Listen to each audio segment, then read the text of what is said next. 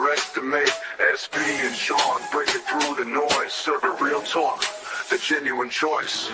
No pretense, no hidden schemes, just sports passion fueling dreams. From the field to the court, every play that's made. Real takes over fake debates. Turn it up, hear the honest sound. Unfiltered sports all year round. Discussions pure, no masquerade. Real takes over fake debates.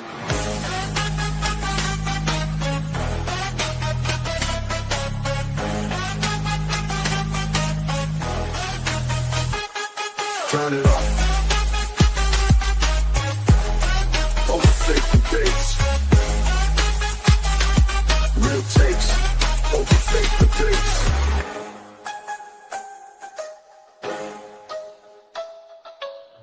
Real takes over fake debates. And we are live. Sbtalksports and Sean Webb, real takes over fake debates. It's Monday, football Mondays going down. How you feeling today, Sean? Doing good, SB. How you doing, brother? I'm doing good, man. Just feeling a little bit better. The weather change definitely got me under the weather. Hope everybody's staying healthy and not sick around this time. Whether the fall has changed and the weather changed and all that. But I'm doing good in general, though. How about you, man? Doing all right, man. Just happy for Monday, doubleheader on Monday Night Football. NBA season kicks off tomorrow, so definitely looking forward to it. Yeah, I'm glad you actually brought that up because the NBA season has will start tomorrow officially. We're gonna see OKC get their rings. That's gonna be nice to see. We know we're gonna talk about our NFL. Got to go over our picks of the week. Definitely got to recap week 7 because a lot of things have happened. And a lot of things have changed. Some teams have actually looked better than what they supposed to have. But we got to go into the NBA because the NBA is officially back. I don't really care about the preseason. Sean, I don't know how you really feel about preseason. I don't care too much about the preseason. The preseason is whatever. But with the NBA being back in the era of basketball we are in now, people care more about storylines. But also, if you guys watch, make sure you guys like, share, subscribe on whatever you guys are watching on. But NBA is about storylines. Everything about the NBA is storylines, and also narratives. People can say it's just about the game. It's not about the game no more. You got to have good storylines. But this upcoming season has a lot of different stories to tell. And I want to break down some of them, and we can talk about it. Also, salute to the chat. Tiff in the building. Says, "Bitch, how about them Chargers?" We're not gonna talk about that. Tell Lamar get healthy, and shout out Daniel. Salute everybody. But Sean, we got some big storylines. The biggest. So let's go into the biggest storylines for the upcoming NBA season. Number one on the list. We're gonna start a little light. Make sure you guys comment and react to it in the chat. Number one, with both of their star players injured, Celtics and Pacers should tank this season. No, I don't think they should tank, SB. I don't think any team should tank intentionally because that never pans out well for you. The basketball guys have a way of making sure that you don't get the benefit, generally speaking, from tanking. That said, I think the Celtics and the Pacers are going to be competitive. Are they championship contenders in the Eastern Conference with obviously Halliburton and no Jason Tatum? I don't think they are, but I think they're going to be competitive teams. I think the Celtics, have a chance to be, a team that could, back into the playoffs on the, as a play-in team potentially. But no, I don't think they should tank. I think they should come out and try to be competitive. Obviously, depending on the health of Halliburton and Tatum, they may try to come back later this season. I don't think either of them will, but no, the Celtics and Pacers should not tank at all. I'm gonna say Pacers, yes. I think they should tank because you lost Miles Turner. You Pacers is a team where you not signing no big name free agents. Nobody's signing up to go to Indiana. So I think they're gonna build their team through the draft. Obviously, you need to replace that big man spot at some point. I do think this season is a lost cause. You guys overachieved last year with Halliburton being out. This is just about developing that third guy. next to Pascal Siakam and Tyrese Halliburton. And Tyrese Halliburton going to need at least a year or two to get back to the form that he was just at. He's not going to come back right off injury to be Tyrese Halliburton. So I do think you need to find a way to add more young talent. The Celtics, I'm going to say no. This is the time to see what the finals MVP can do with this team. I don't want them to break up Jason Tatum and Jaylen Brown. But the reason I say the Celtics should take, because let's see how far Jaylen Brown can carry this team by itself. Let's see, will he become the next level superstar that we think he can be? That's for me. Also, me and Sean, we are doing our NBA award predictions and conference predictions too, by the way, if I didn't forget to mention. But next storyline. One more run for the Asian Warriors. You know, they acquired Jimmy Butler last year. After acquiring Jimmy Butler, that rejuvenated a one last championship window. Do the Warriors got, with how stacked the West is now, do the Warriors got one more run in them? If they're healthy, I think they do. I think it's going to be a matter of whether or not how they're going to balance, obviously, having an aging roster. Can they get some of their young guys, quality minutes for development during the season while obviously still being a competitive team? I think the big thing for the Warriors is they want to finish in the top 6 in the West. They do not want to be a play-in team. They want to finish as a top 6 team in the West, whether it's 3, 4, 5, 6, doesn't matter. Just be somewhere in that top 6 and be healthy going into the playoffs, presumably with Steph, with Jimmy, with Draymond, with Al Horford, as well. I think you're going to see Steve Kerr try to play the long game as much as possible because of the age of the roster. But that said, they want to be a team. They don't want to be messing with the play-in. They want to get in, have that, those few days off between the end of the regular season and the playoffs with an aging roster, and then take their chances in the playoffs. But yeah, for me, I don't think the Warriors have one more run in them, and it's not because of their roster. I think it's because of Steve Kerr. Steve Kerr coaching style and coaching the way he coaches the Warriors team, I think is outdated. You're not going to be able to run this small ball with Draymond no more. It's too many skilled big men now. The big men are actually skilled. You got away with doing that. Like now, the big men are now like mobile. These young guys. Then you got people 6, 8, 9, 10 running guard too. Look at the Bulls with Josh Giddey, who was our point guard. He's about 6'8", 6'9". So I just think like, it's more of a Steve Kerr thing holding them back for me than it's actually the Warriors roster. But don't get me wrong, also the roster ain't looking that pretty as it is. They didn't really do nothing. And look how long it took for them to make a move. And then they prolonged the Kuminga situation. Oh, you don't want him to be a part of the roster. You didn't make a move for him.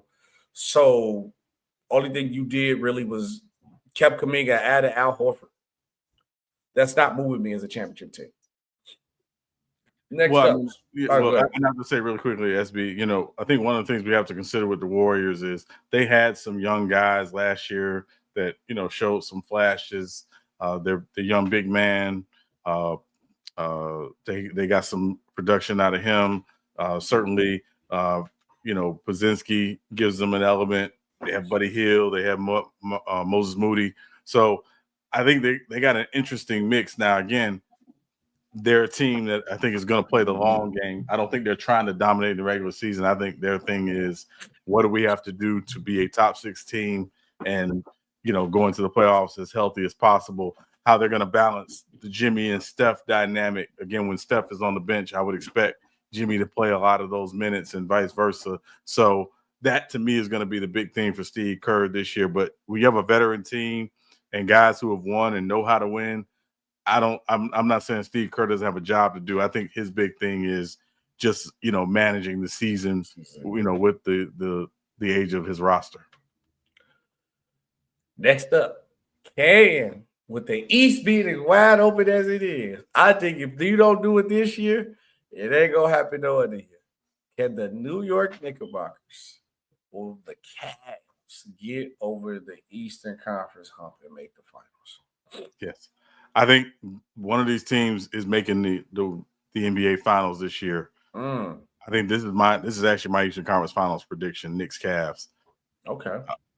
Certainly, again, it's going to come down to where both teams finish in the standings. I think Cleveland's the best team in the East.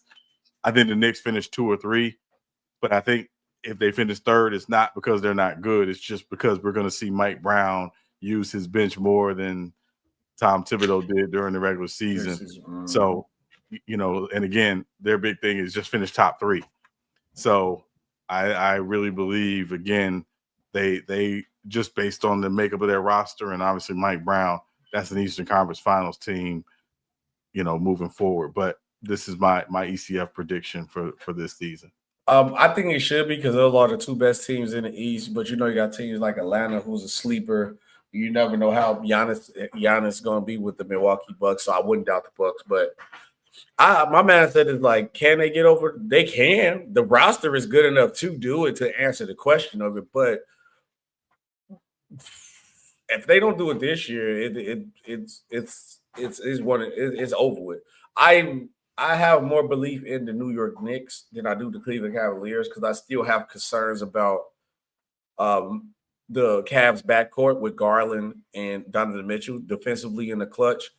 Also, with the Knicks, I think like they got a better all-around fit of a team. You got a guy in Brunson who is clutch, show that he could be clutch, show he could come into the moment. You got a skilled big man in Carter Jones who can board, who can shoot 3, space the floor. Then you got a bunch of nice guys on the wing with OG Anunoby, Mikal Bridges, who can defend the best players on other teams, still knock down open shots. Then you added more to your bench. Then you added a coach who actually going to play the bench. And we figured that's the only problem with the Knicks was that the coach didn't play them.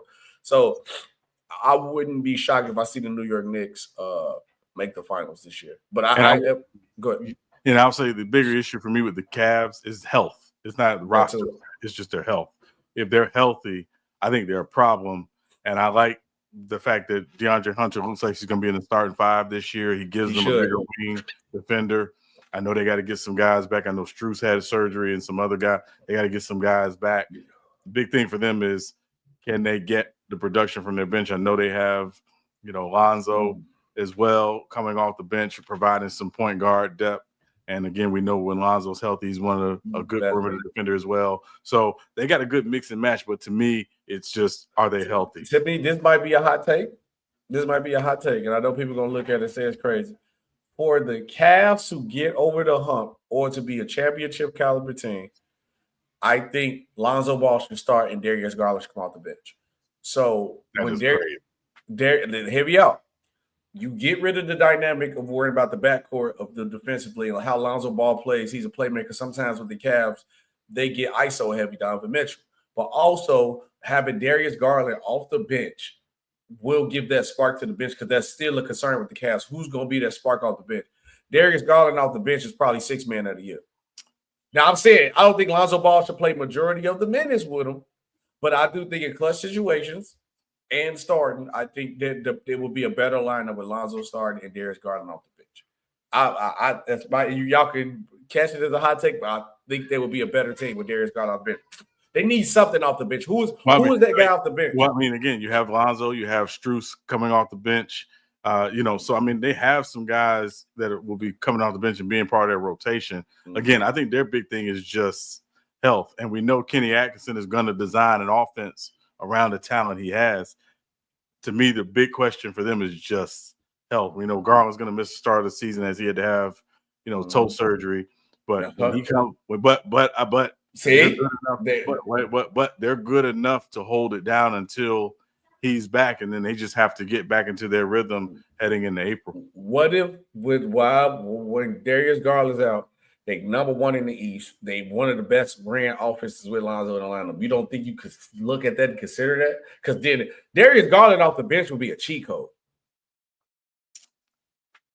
I think they will go with their core 4. It'll be like a Ginobili thing. So I want nobody to feel like I'm disrespecting Darius Garland. It'd be like how everybody know Ginobili could have started, should start, but him coming out the bench took the Spurs to another level. They're gonna go with their core 4. And, so we'll see. But I think if the Cavs come out playing as well as I expect them to, SB, I think that means you don't have to rush Darius Garland back. You can allow him to, take his time and get fully healthy before he has to come back. That said, that team goes through Garland, Mitchell, Allen, and Mobley. and that's their core four, and that's why I think many people are high on them is because of those core four guys. But Mobley is you can agree that Mobley is the number 2 guy, though, right? I'm not a big pecking order guy in that way. I think Mobley's still ascending, and I think again he's obviously was an all-star last year. He's going to probably take another leap, hopefully. Right. But the big thing for them is when they get in the playoffs, being fully healthy and having those core four guys healthy with the DeAndre Hunter. I think that's the best starting 5 in the NBA, in my opinion. When those 4 guys and Hunter are out there, that's the best starting 5 in the NBA, and that's why I think a lot of people are so high on them, along with Kenny Atkinson. Is it next storyline for the NBA season? Is it Giannis' last stand in Milwaukee, or is it? You can answer yes, and then also, do you think he should leave? No, I don't think Giannis should leave. To answer the second question first, they basically have signed his entire family. So why would you leave that? They give you pretty much everything you want. They gave him everything. Right. Everything. So, and they continue to give him everything he wants. I'm saying this, and I'm not big into narratives. At this point, Giannis is Dirk. You got one. Not a lot of people expected y'all to win one. You got one. Anything you do after this is icing on the cake. I know he wants more championships, but going somewhere is not a guarantee you're going to win there. Why he don't just look at what happened with Dame? That should be a perfect example where, like, the grass might not be green on the other side if I go somewhere else. And the fans ain't gonna be as loving as they are in Milwaukee because they grew up and see you become a star. Now you just a whole fresh face. So if you don't come in there and perform, shit, it ain't gonna be nice like it is in Milwaukee. You try to do that, you want to go to New York. New York will boo you. Yes, you play bad. Yeah, and I think also when Giannis leaves Milwaukee, because eventually he's going to leave Milwaukee, it's going to be to go play in Greece. It's not going to be to play for another NBA team. So that's my belief, but of course that remains to be seen. For me, I don't think it's Giannis' last stand. You know, I have been very adamant on saying that I think Giannis should stay. Like, why would he leave? He won a championship. He don't need to go chasing championships. He won one in Milwaukee, and honestly, Giannis needs to let the Bucks rekindle some assets. Like you might have to take one or two off. They did everything for you. So you got to understand, okay, I'll give y'all a year or two. And then Giannis, one of the more legendary stuff. This is the year to him to go show why he's the best player. I think this year Giannis should focus on recapturing the title of the best player in the league. And I actually think he possibly can do it this year. Next storyline. You know we got to talk about the champs, fresh champions, OKC Thunder. Although, man, they make it KD and Russ and the legacy look a little shaky. They won a championship. This new dynamic. But is the Thunder striking twice, Sean? Is we going to see our first back-to-back team to win a championship? I think they built for the last team, the last couple of years team we have seen. They built to go back-to-back, but how legit of a shot do they have? I think if they're healthy, they obviously have a very good shot if they're healthy. I think there's another team in the West that has something to say about that, which we'll see. But it all comes down to, again, the expectation that J-Dub will come back and be healthy and be the two-way dynamo he is for them. SGA is playing at an MVP level. And I don't think Chet has to make a major jump, but I think Chet has to, obviously, one, be available more than he was because he only played 32 games last year. And second, just take, a next step.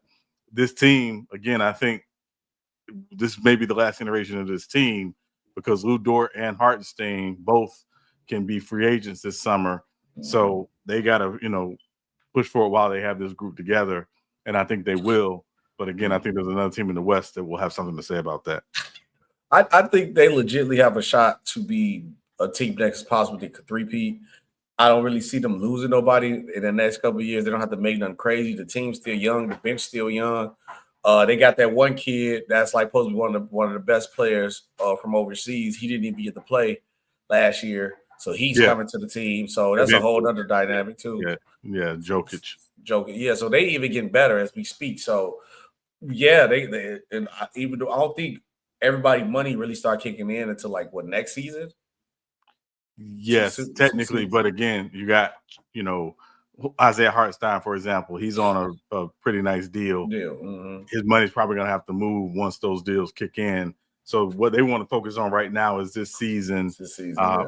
And again, continue to get improvement from Case and Wallace. We see, one of, Caruso obviously still brings a veteran presence there. I think they're obviously it's the Thunder. I don't know if they're going to do what they did last year in terms of wins, but I would pencil them in as a 60 win team without question. Next storyline, you did bring up a team in the West.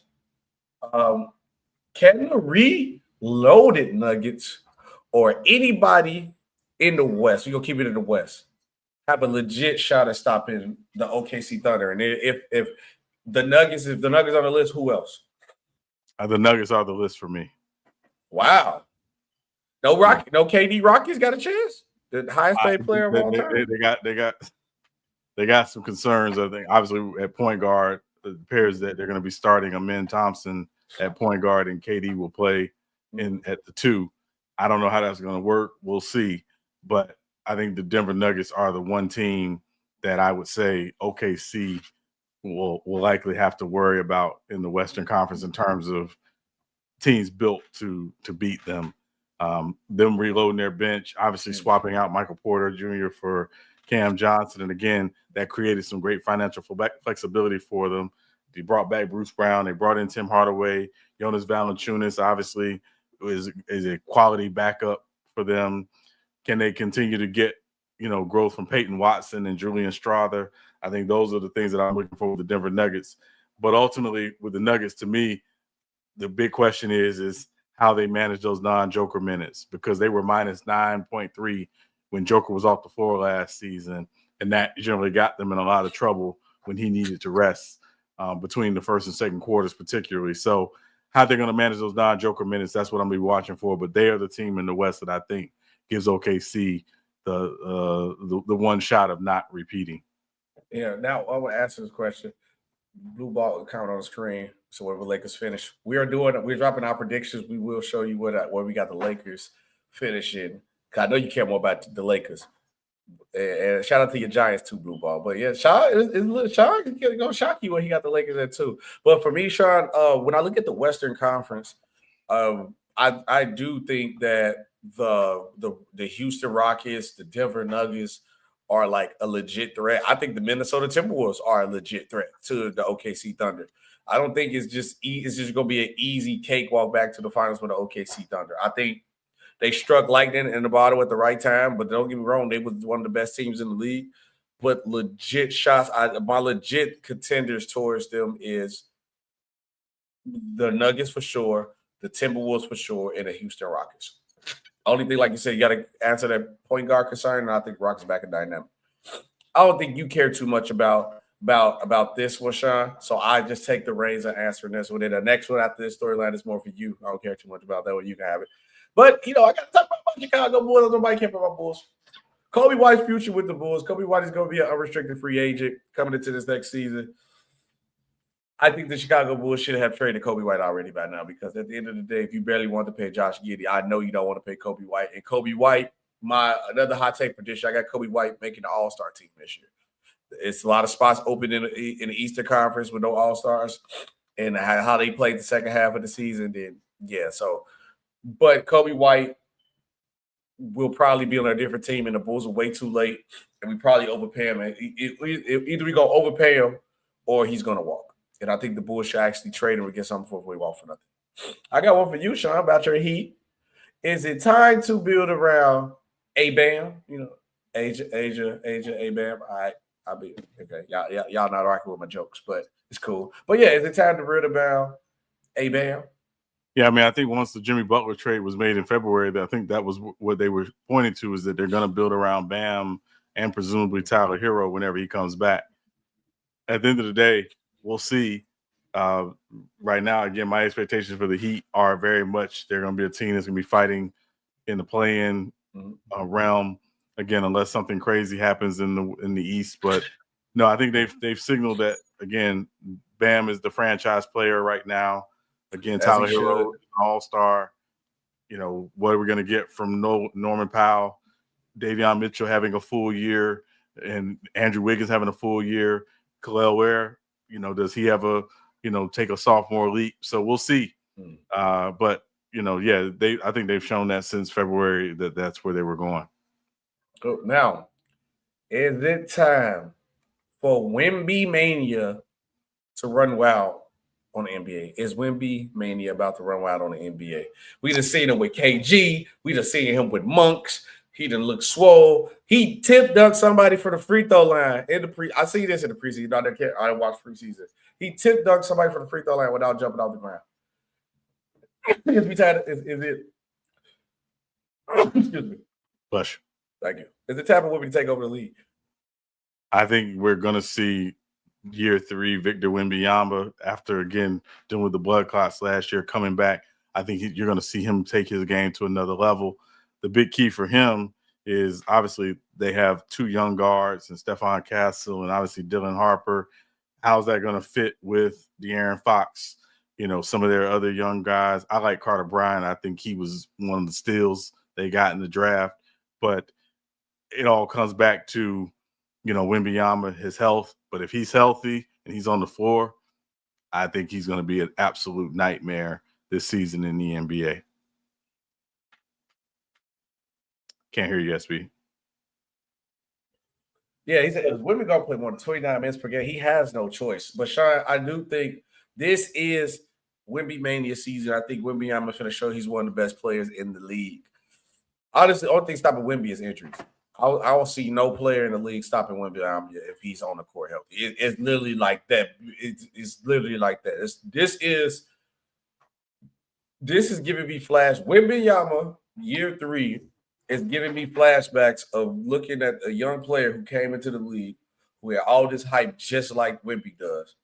And by year 3, it was nothing you could do to stop that man. And he was just like a legit dog and beast. And that was young LeBron James and the Cavs.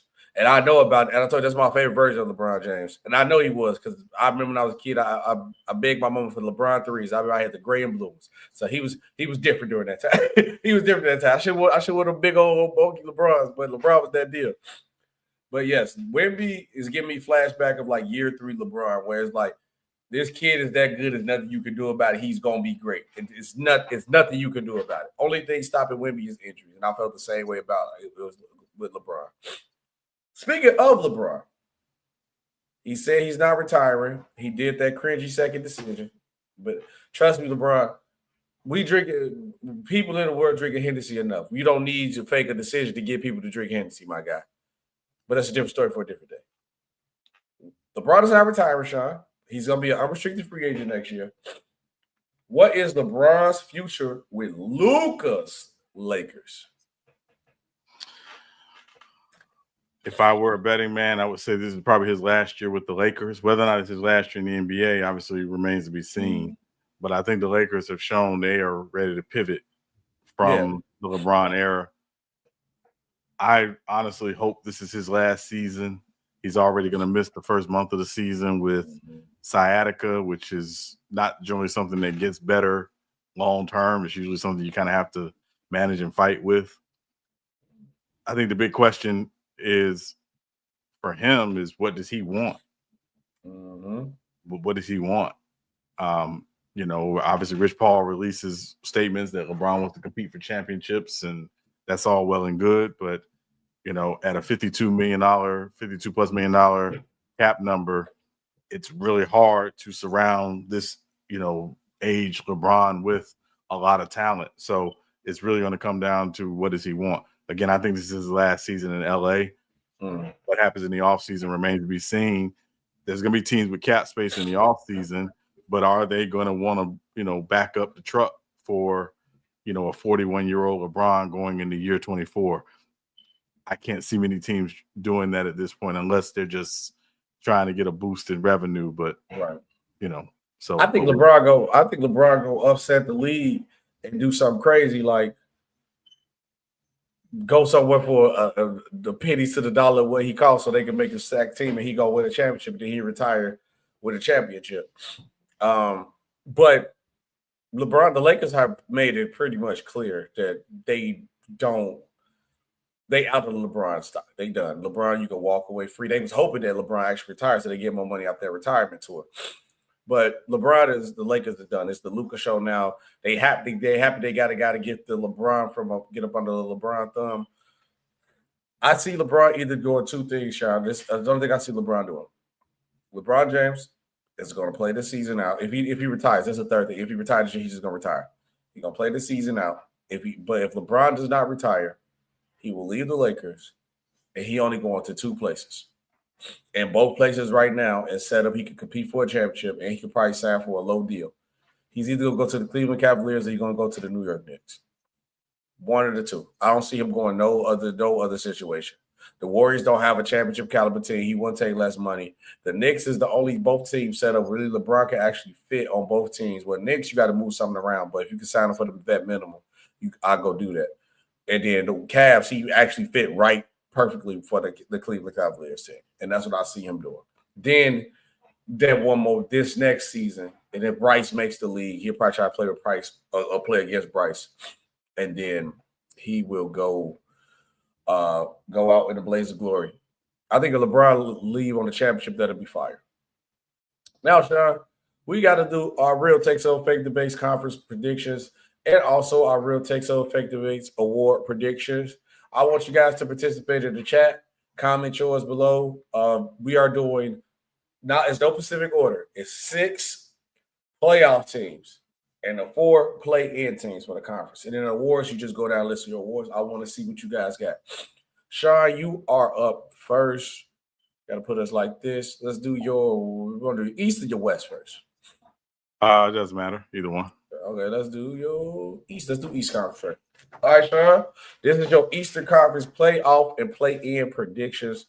Explain it to the people what you got. Yeah, so obviously I have Cleveland, the Knicks at the top. Those are no-brainers. Detroit, Orlando, I think are the next 2 teams in the East that could make some noise, given what they did last season. Milwaukee, again, they've retooled around Giannis, getting Miles Turner at center, and certainly, done some unique and creative things with their backcourt after stretching and waving Dame. I think they find a way to finish in the top 6 in the East. And then Atlanta, I think the moves of Atlanta is nice. I think their roster is right and ready to be, guaranteed a top 6 spot. Question marks around, again, what's Trae Young's future there? Maybe they're just going to wait until the offseason to address it. He's obviously extension eligible. They have not signed him to an extension yet. So, but that said, I think those are the top 6 teams in the East. And then the play-in, again, no particular order. Philadelphia, I think Philadelphia is going to be interesting if Joel Embiid is available. And again, had he hurt already? No. He played in the preseason. Oh, okay. Yeah, no, he played in the preseason. I jumped the gun. I'll jump the gun a little bit. The news gonna come out shortly, though. Yeah. And obviously, with Maxey, and I'm a big VJ Edgecombe fan. I think he's going to be an absolute stud for them.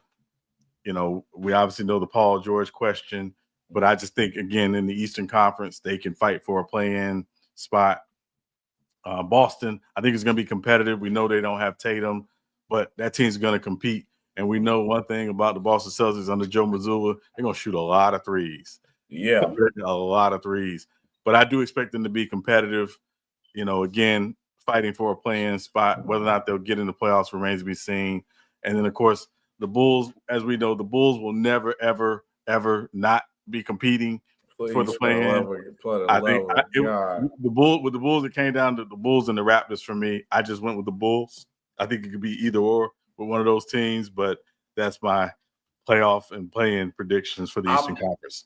I'm gonna say this. I definitely got the Bulls in my play-in team, but for the love of my sanity, can we tank a season away? Jesus, can we not go 41-41 for a season?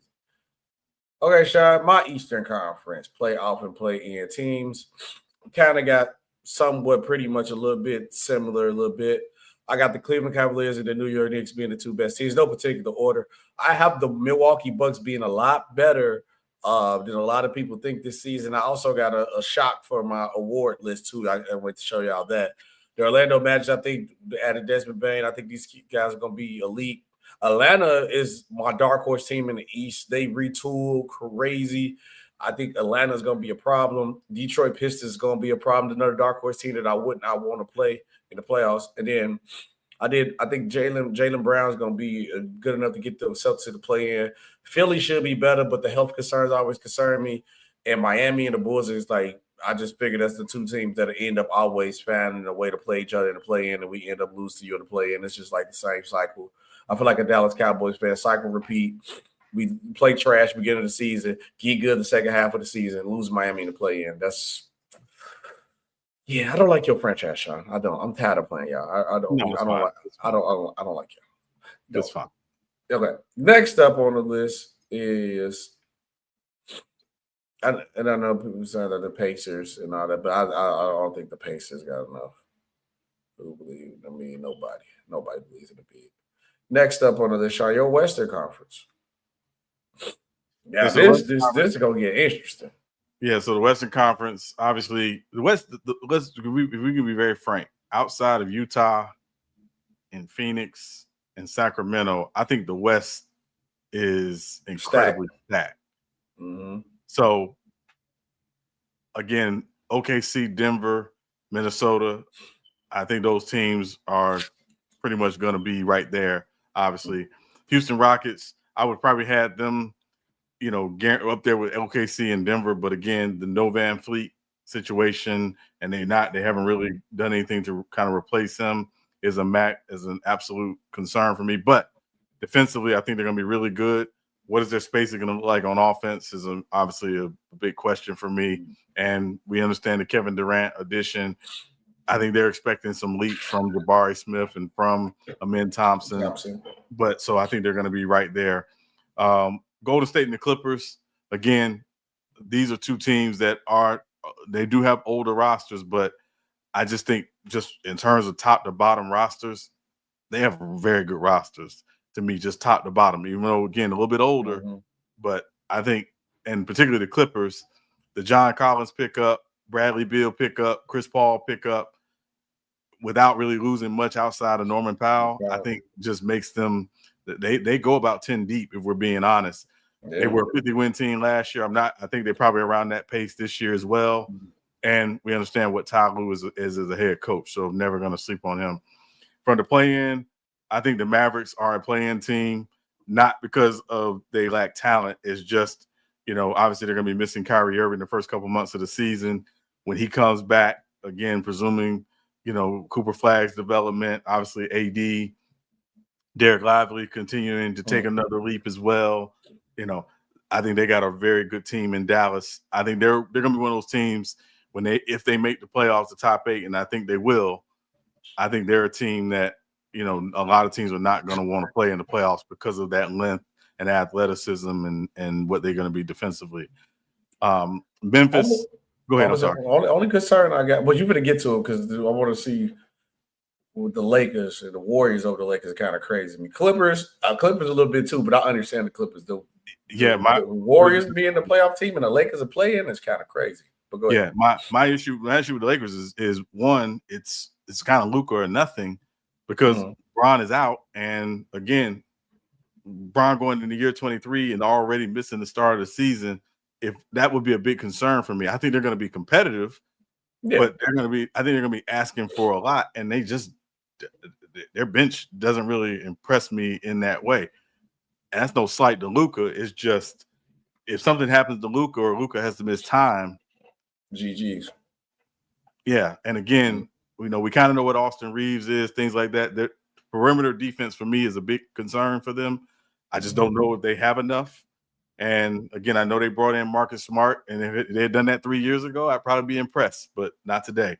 And then DeAndre Ayton, he's not going to magically put on a Lakers uniform and be shaky. I think he's a 14-10 guy, and that's what you're going to get, and that's okay. That's good. Actually, if he give you 14-10, that's good. Yeah, it's solid, but we'll see. So I think we have to I can't look at the Lakers in just a bubble. I'm looking at the entire Western Conference.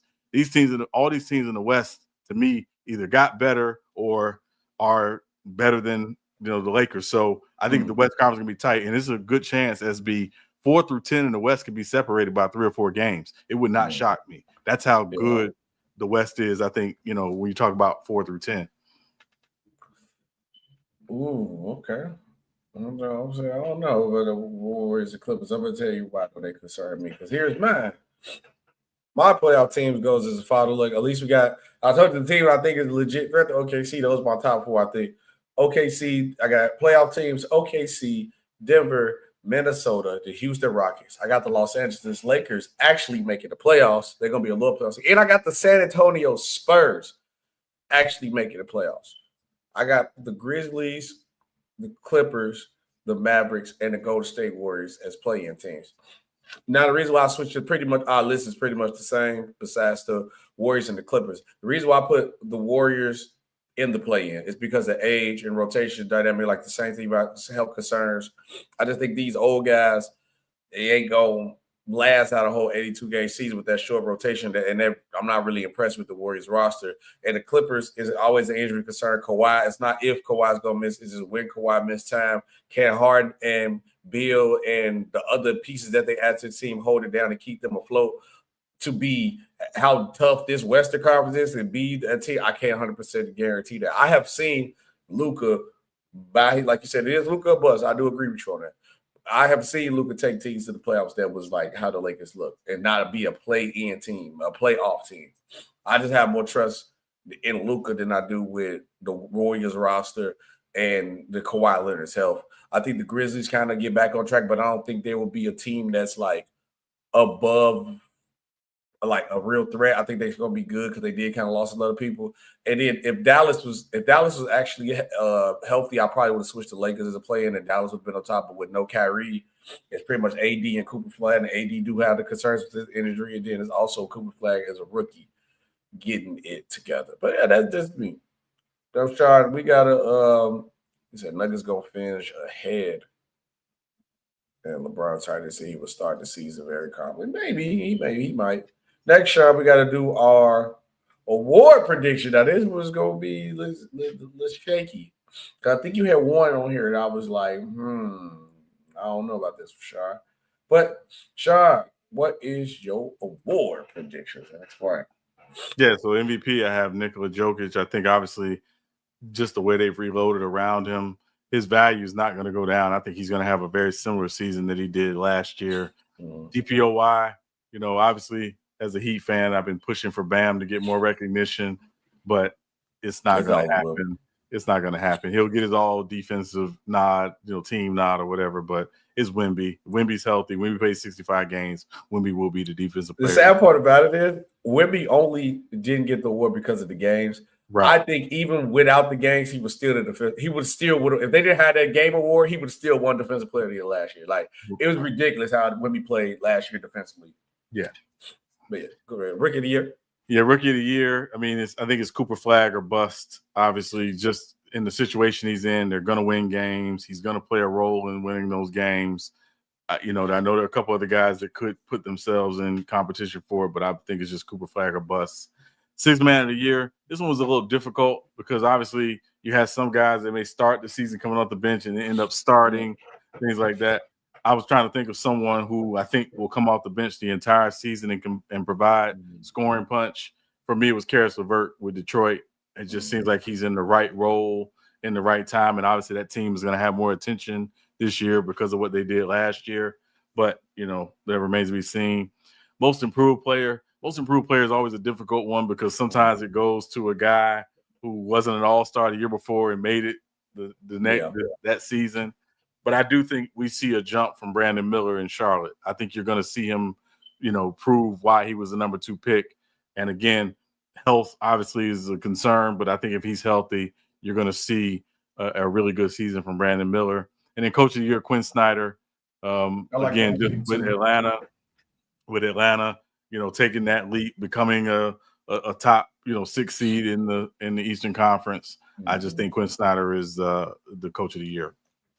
All right, man. Only one the Brandon Miller was like kind of concerned to me because I guess like I do get if he make an All-Star team, it's like an improvement. But I'm like, because Brandon Miller was actually like pretty good, so that's what I was like.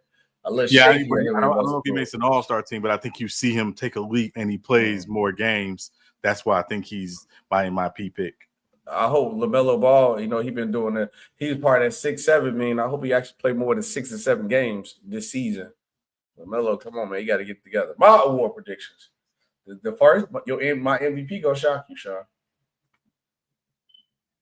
My awards is as followed.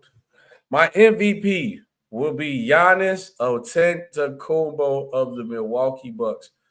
With all the concerns that was going on with Giannis and the Bucks, but like literally, it's like the team is back, like for Giannis, everything to be around Giannis. Giannis not sacrificing nothing.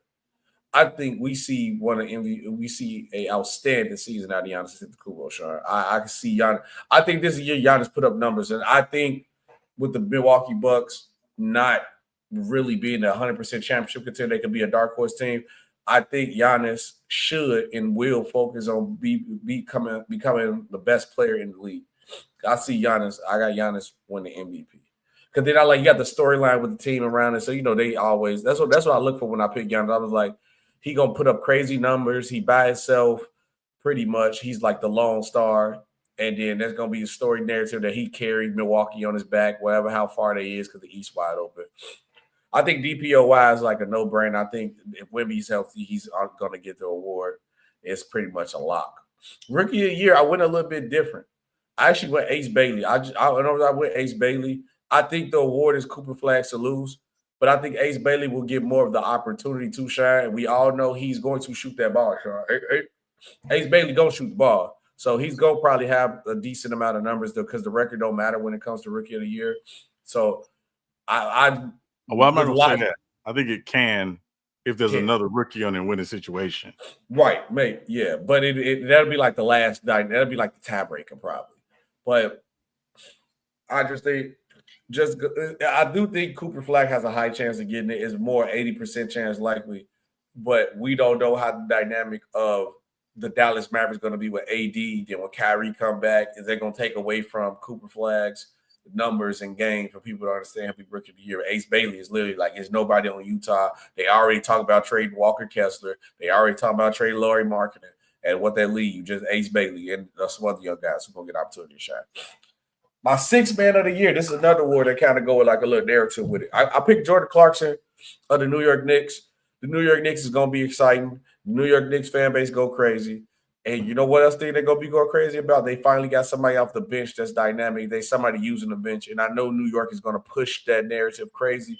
So I can see Jordan Clarkson being that spark off the bench for the New York Knicks. And I see him getting an award. My most improved, Sean, will be the newly signed Chicago Bull, Josh Giddey. The second half of the season after the trade, Josh Giddey pretty much averaging a triple-double with the team. I think Josh Giddey mess around, make an all-star, and if he put up close to the same numbers that he put last year, Sean, he will get most improved. And I got my coach of the year, Ime Udoka.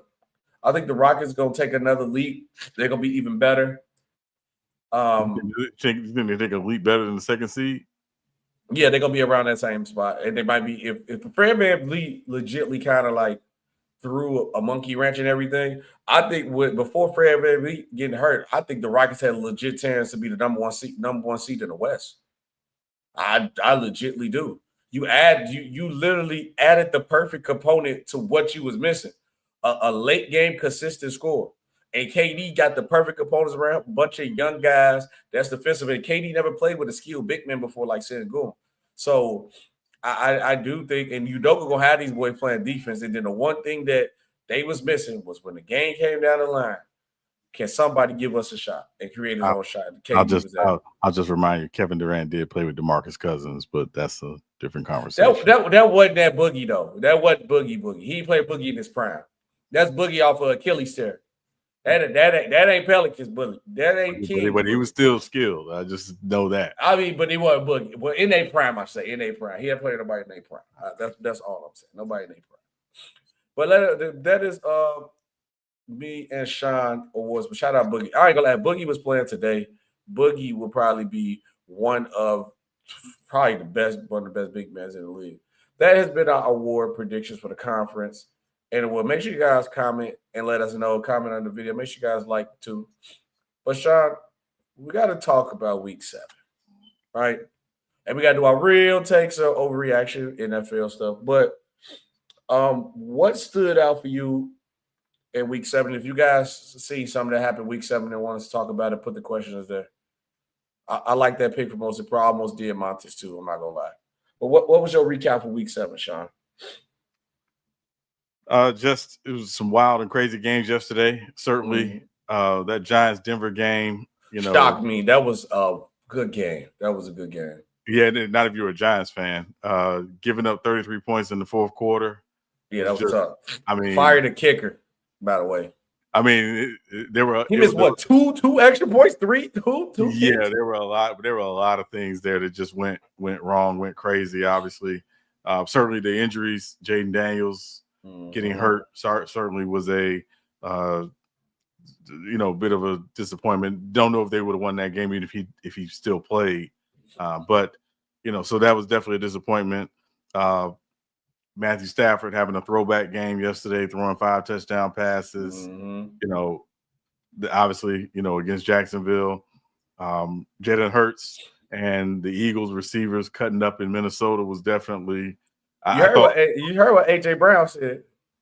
No, what did he say? He said, "This is what happened when you throw me the ball. Throw me the MFing ball." Well, no, I mean, but it's also, again, there's a lot of mouths to feed in Philly, if we're just being honest, right? That's just the way it is. So at the end of the day, they between the two of those receivers, they had 300 yards receiving. So clearly, it was definitely an interesting game.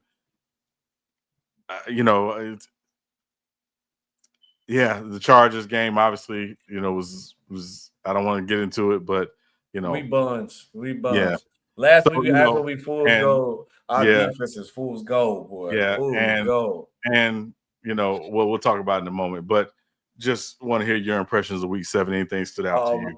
Well, anything. I'm not gonna say anything that's in our real tech overreaction segment. But one of my Chargers dynamic is, man, I don't know, dog. We started off 3-0. You hyped me up. We can't stop the outside run and save our life. If the outside door open and it's Chargers on it, it's wide open, the door locked, you can take everything out the house if it's a side door. Run right through. I'm gonna wait one more week. I'm gonna give you one more game though, Sean. But I do think, and I know everybody like if he can do it, I think Travis Hunt needs to lock in on one side of the ball for now. I'm leaning more towards it. I think now where could it be? It's probably gonna be receiver, but because that's what they need. And then also I was shocked that Giants and Broncos game. That was like the game of the year type game. That was a good game. That was a great comeback game. It was a good watch. The Giants are very exciting to watch now. I'm not gonna lie to you. And yeah, that's about it. But for me, for my week 7 recap for what I watched and seen. Oh yeah, but I can't say that because it's in our real takeover reaction. So I'm trying to avoid saying so. Oh, and the Raiders is trash, by the way. Always. Yeah. And Chip Kelly, why he still has a job today, I don't know why. But continue. Yeah. That's what I was like. Yeah, no, it's bad. It's bad. It's bad. It's almost like you could have had a quarterback, but I get it because it's Pete Carroll. But I mean, not Pete Carroll, but I do think you supposed to have a young guy back there. But time for real take or overreaction. If you guys want to drop a real take or overreaction in the comment section, please drop one. But we got to go down the list. Sean, this Sean is right here though. Real take or overreaction. The Colts are the best team in the NFL. I can't believe Daddy Dimes look like a quarterback, dog. This is crazy. Who is that guy, man? Listen, it's hard to say that they aren't. So I'm going to say real take today. Today, real take. I want to say no, but it'd be like, what happened to your Chargers? BTA. So I can't really say that. But I'm not gonna lie, Sean. That team they might be. Because now I'm like, this year is this. What I do say I do like about this year of football is that it's legitimately up in the air. Nobody can literally put a thumb on to like who's the best player in the league, who's the real champion, who's the top tier championship contender. I think it's open. Only thing we know for sure is that the Raiders and the Dolphins are trash. That's it. They don't have nowhere chance to sniff the championship. But everybody else is up in the air. Anybody can make a good run at the right time. Even the Giants with the switch they made, they can make a run. I hope my Chargers get together. They can make a run. The Bears look good. They can make a run. The Chiefs getting back to normal. The Patriots look solid. The Buccaneers, the Lions. Like, it's this year, the Packers, this year is like crazy. But I think it could change. But I think as of today, the Colts are the best team. And right now, if the season ends today, Daniel Jones is a comeback player of the year. I know they used to do it for injuries, but from your career being over, that is different than coming back from an injury to me. When they say, hey, you're not good enough to be in the league or be a starter to do that. Yeah. Sean, this is what you doing here. But real take or overreaction. 2 more coaches will be fired. Who are those 2 coaches? You can't say Chip Kelly. I know you want to say Chip Kelly. Oh, Mike McDaniel? Yes. And Brian Daboll. Brian Daboll. Oh, so the Giants? Yeah. The Giants ain't gonna save him? Yeah, I don't know. I don't think they're gonna save him. I don't see it. I just don't see it. That's why he hoping Jackson Darkball out. He's saving that man's job. I think this is a real take. But I do think Mike McDaniels will be one. I think the Darkball, he's gonna finish out the season. I think they're gonna let him finish out the season, whatever, it's cool. The other coach I think gonna be fired, and Tiff has been asking for it. If the Ravens don't get on track with Lamar Jackson come back, I see John getting fired. Or they're gonna let him go through the season. I think if they don't get back on track when Lamar comes back. No, I'm saying knowing how that organization rolls, I would be very shocked if they fired him in season. Yeah. I'd be very shocked. But or at least it's gonna be maybe after the season. But I know for sure. I think after the season, I think there's gonna be some conversations. But during the season, just given how that organization rolls, they're not the Steelers, but they're like the Steelers. They don't tend to make major shifts like that in the middle of the season. That's just not how they tend to get down. So that's why I'm saying because of that organization. Any other organization, I think, it's a good possibility, but that remains to be seen. Yeah. That's what I said. They don't get back on track anymore. Yeah. Also, I know everybody seen 2 coaches be fired. You thought it was, and then me and Sean gonna say Aaron Glenn. No, I think the Jets should lose out this season. You got your coach, trust in your process. The same thing the Lions did. They trust the process and they let it happen. Do not fire Aaron Glenn. He got somebody at quarterback, which I'm bringing this up. Justin Fields is done as a starting quarterback in the NFL. Real take or overreaction? I think Justin Fields is done as a starter. If you're saying you're bringing him in and you're guaranteeing him your starting job, I think you bring him in and you say we're going to have an open quarterback competition, he's got a chance. But I'm not guaranteeing. I don't know if it was being around Russell Wilson last season or what, but I don't recognize Justin Fields at all. This is not the Justin Fields I saw with the Bears. No, it ain't. So I think he's done in terms of being guaranteed one of the 32 jobs. I think he'll have to compete, but it's not. Yeah, no, it's not. It's ugly. It's Sean, I'm telling you, it's ugly, man. Yeah, it's not good. It's not good. I say this real take, and I'm even more of a real take. Said I think he does the quarterback. Period. I think he needs to just go on here. He run more than he throw the ball anyway. Just go ahead, switch to running back. All right, we ain't doing that. Be what Taysom Hill is. Just do that. No, we're not doing that. Why not? What's wrong with it? I think he will succeed at that. No. I just saying. I think he will succeed. That's terrible. That's really bad. That's tough, man. Next up, real take or overreaction. Okay, it's this one guy. I'm gonna send you a video of him, Sean. I don't know if you heard this. A YouTuber named Chisel Adonis, and he does hilarious commentary over like the NFL games. I'm gonna send it to you. I'm gonna see the last week 7. It's hilarious. He's a good YouTube creator. So when he does like funny stuff, I had like sandwich stuff. So when he does Caleb Williams, he'd be like, "Oh yeah, now going to Chicago with quarterback Zesty." Every I gotta send it to you. It's over there, but has quarterback Zesty. Caleb Williams has arrived, man. They gotta leave my boy Caleb alone, man. No, real take. I think he has arrived now, yes. Yeah, real take. Edmund Johnson, that offense look good. I'm not gonna lie, that offense look good. Caleb numbers wasn't like outstanding against your Saints, but they offense look good.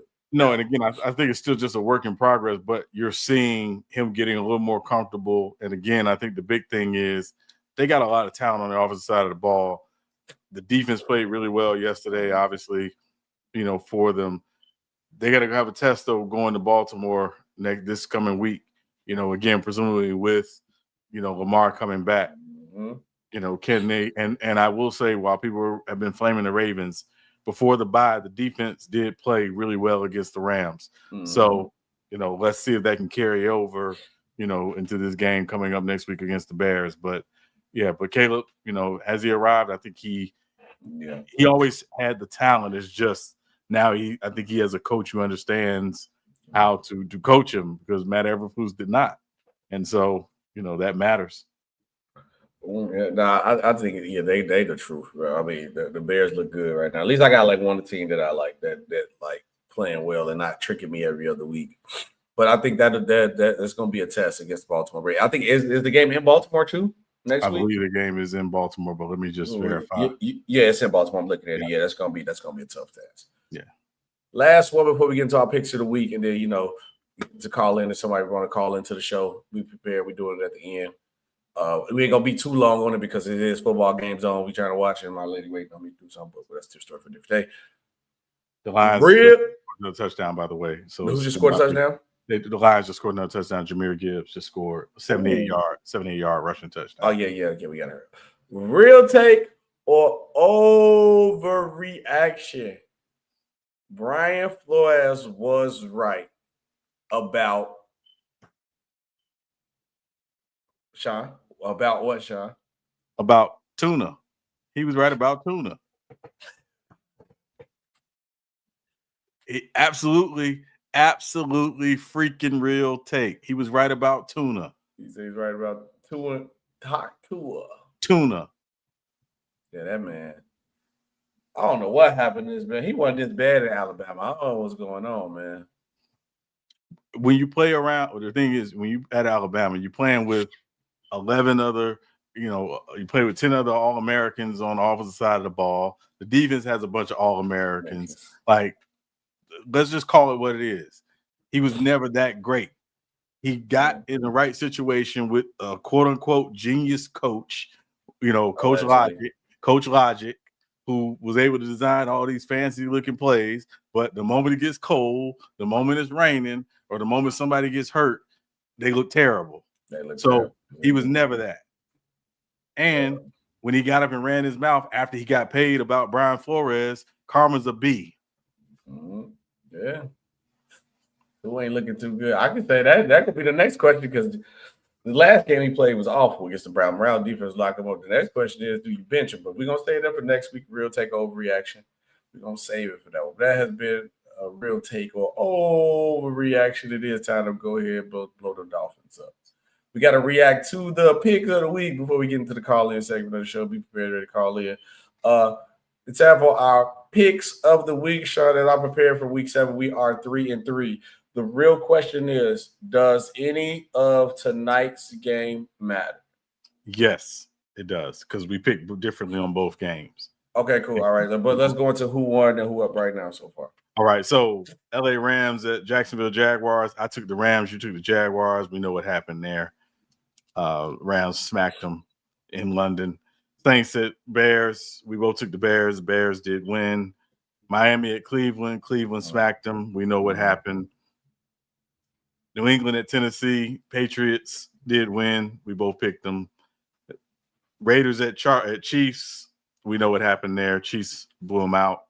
Philly at Minnesota. We both took the Eagles. The Eagles did win. Carolina at the Jets. Carolina did win that game. We both took Carolina.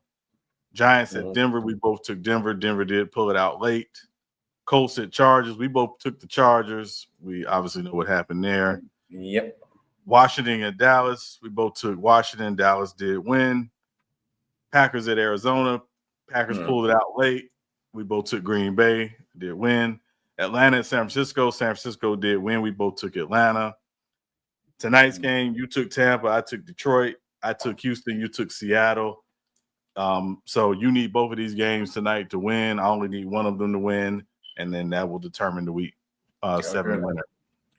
All right, there you go. I was saying we need to. This will be your first back-to-back win if you win. So I need the Buccaneers to lock in as the the Lions going crazy at the moment. Sean, episode 87. Who you got? I think 87. I should be right. You sure it's 87? I think it's 88. It might be 88. I would say both. No, we missed one, remember? So I think it is 87. Are you sure? I thought we had 87 because I think it was Tony Gonzalez for me last time. But anyway, I think so. It might be 88. You might be right, but where you going 88? I know I'm going 88. 88. Marvin Harrison. I like Marvin Harrison. Yeah, only because they brought him up in the Broncos game. I'm going Demaryius Thomas. Yeah, shout out to yeah. They put him in their Ring of Fame. Yeah, that was good. The family was there. Cool. Yeah, I think that's why the Broncos came back and won the way they did. They weren't losing that day for him. The spirit of Demaryius Thomas. Yeah. But yeah, that's been another great episode of Real Takes Over Fake Debates. Nobody called in, so it's cool. We're gonna shut it down because it's football season right now. But it's been a great episode of Real Takes Over Fake Debates with SB and Sean Webb. And we will see you guys on the next one. Peace out.